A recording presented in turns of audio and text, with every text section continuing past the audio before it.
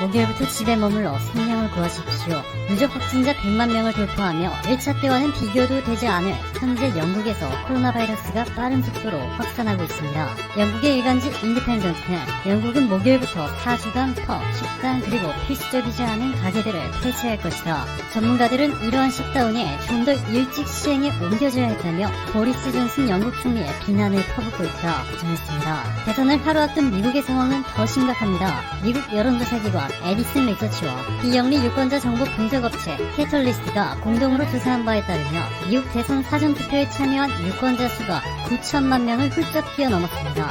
이는 전체 유권자 수의 43%에 달하며 지난 2016년 대선 당시에 총 투표자 1억 3,650만 명의 66%에 육박하는 수준입니다. 코로나19가 아직도 활개치며 미국인들을 위협하고 있어 미국은 총 3가지 투표 방식을 도입했습니다. 우편투표, 조기 현장투표, 그리고 선거 당일 현장투표.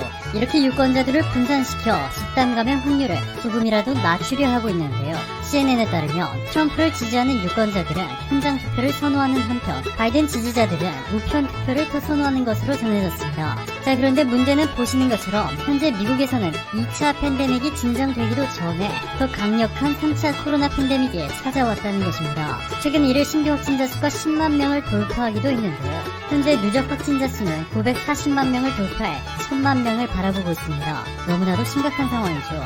이에 바이든 후보는 마스크를 쓴 대통령이 있었다면 우리가 지금보다 훨씬 나은 위치에 있었을 것이다. 트럼프가 솔선수범해서 마스크를 착용했다며 확진자 900만 명, 사망자 23만 명이라는 통계는 보지 않아도 됐을 것이다. 라며 트럼프 대통령을 강력히 비판했고, 오바마 전 대통령도 트럼프는 언론이 코로나19를 너무 많이 보도하고 있다고 불평하고 있는데 아직도 코로나19의 심각성을 잘 모르고 있는 것 같다. 트럼프 대통령은 유세 현장의 군중 규모의 차이에 지나치게 집착하고 있다. 아마 어렸을 때 생일 파티에 아무도 오지 않아서 트라우마가 생긴 것 같다 라고 전했습니다. 이에 트럼프는 충격적인 음모론까지 제기했습니다. 미국 의사들은 환자가 어떻게 사망했는지 의심스러울 때는 코로나를 선택하는 겁니다. 이건 사실이에요. 끔찍한 일이지만 사실입니다. 그렇게 하면 2,000달러 이상의 돈을 받을 수 있거든요 라고 말이죠.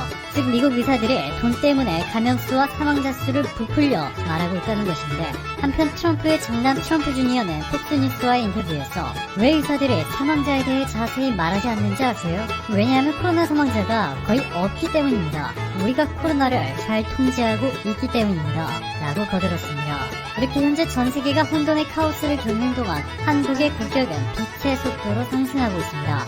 창간 327년이라는 세계에서 가장 오래된 신문으로 유명한 오스트리아의 국영신문 비너 자이통은 한국의 코로나19 대응에 대해 집중 보도하며 한국을 배우자, 유럽인들은 오만함을 끝내고 더 많이 배워야 한다. 인구가 5,200만 명에 달하는 한국은 코로나19 대유행이 시작된 뒤 누적 확진자 수가 26,000명이다. 이는 인구수 886만 명에 불과한 오스트리아의 누적 확진자 수 91,895명에 비해 훨씬 적다. 한국은 민주주의가 활발하고 도시화 수준이 높고 교육 수준이 뛰어나다. 오스트리아인의 21%가 대졸자인 반면 한국인 42%가 대졸자다.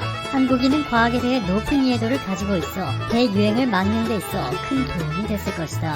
비너 자이팅의 자이페르트 부국장은 사회의 동질성과 국가에 대한 높은 신뢰도, 오랜 마스크 착용 습관 등 신속하고 엄격한 한국 정부의 조치가 코로나19와의 싸움에 성공하는 데 분명히 중요한 역할을 했다. 우리가 한국으로부터 배워야 할 점은 한국이 초기 접촉자 추적에 완벽한 투명성과 빅데이터를 활용했고 검사에 많은 노력을 기울였다는 점이다. 이제 유럽은 당장 오만함을 떨쳐내고 한국과 같은 나라들로부터 배울 때가 됐다 전했습니다. 테오드로스 아다노 게브리에수스 WHO 사무총장이 이례적으로 자신의 트위터 계정에 한글로 직접 한국의 코로나19 대응에 대해 언급했습니다. 대한민국의 대응은 연대와 검증된 공중보건 조치의 준수가 코비드19 팬데믹을 효과적으로 통제할 수 있다는 것을 보여주었습니다. 저는 문재인 대통령님의 리더십과 강경화 외무부 장관님 그리고 박능후 보건복지부 장관님의 협업에 깊은 감사를 드립니다. 남의 한국에서 코로나19에 어떻게 대응하고 있는지 담은 장면을 WHO가 자체 제작한 영상을 함께 공개했습니다. 게다가 최근 싱가포르 일간지 스트레이트타임스가 자국민 6,000명을 대상으로 어느 국가와 트래블 버블을 맺기 원하는지 조사를 벌인 결과 한국이 40.7%로 독보적인 1위를 기록했습니다. 일본은 2위를 기록했지만 17.7%로 한국의 2분의 1도 채 되지 않았습니다. 글로벌 코로나 확산세가 잠잠해지며 한국을 찾는 외국인 수가 상당할 것으로 관측되고 있습니다. 한국의 국력이 무서운 속도로 팽창하면서 운명의 여신마저 한국의 손을 들어주었는데요. 일본에게는 절망적인 소식이었습니다. 러시아와 미국을 잇는 해저 터널 프로젝트, 베링해협 터널 프로젝트가 전 세계적인 주목을 받기 시작한 것인데요. 러시아와 미국의 알래스카 사이의 해협을 베링해협이라 부르고 있는데 길이는 88km로 평균 깊이는 30에서 50m, 그다지 깊지도 않습니다. 이 두 대륙은 빙하기의 육지로 연속되었던 부분으로 추정되고 있는데 바로 이곳에 100km 길이의 해저 터널을 만들어 러시아와 미국을 연결시키겠다는 계획입니다. 미국 위스콘신대 박사 출신의 강덕수 교수는 회의 참가를 통해 베링해협 문제는 러시아와 미국보다 대한민국의 미래와 더 큰 연관성이 있다는 사실을 깨달았다. 무엇보다 베링해협 터널은 한국을 세계의 중심으로 만들어주는 메가 프로젝트라는 것이다. 베링해협 터널은 미주 대륙과 연결되는 최단 육로를 연결하는 사업으로 일본의 물류까지 부산을 직접 배워야 한다는 것이 전제되어 있고 남북철도 연결은 기본이다. 또 베링해협 터널 건설은 남북 긴장 완화, 더 나아가 한반도 통일을 위한 분위기 조성에 기여하게 되리라는 것이다.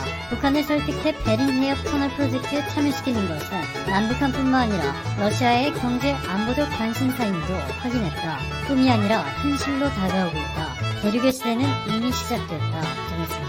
즉 부산을 시작으로 대전, 서울, 평양, 나선을 지나 블라디보스토크, 베링해협을 지나 캐나다와 미국까지 이어지는 세계에서 가장 긴 도로와 철길이 완성되며 한국에서 미국과 캐나다로 육로를 통해 무역이 가능해진다는 뜻입니다. 획기적인 물류비용 감소 및 시간 단축이 가능해지고 일본은 부산을 통해야만 하기 때문에 한국에 대한 의존도가 갑자기 높아지게 됩니다. 남한과 북한 그리고 러시아가 공동으로 한반도 중단철도를 이용한 화물 시험 운송 관련 논의에 본격적으로 착수할 것이라 알려졌는데요. 러시아의 타스통신은 국영 러시아 철도 고위 관계자의 발언을 인용해 남북러 관계자가 오늘 12월 회의를 열어 한반도 중단철도의 화물시험 운송에 관한 세부 사항을 결정할 것이다 밝혔습니다.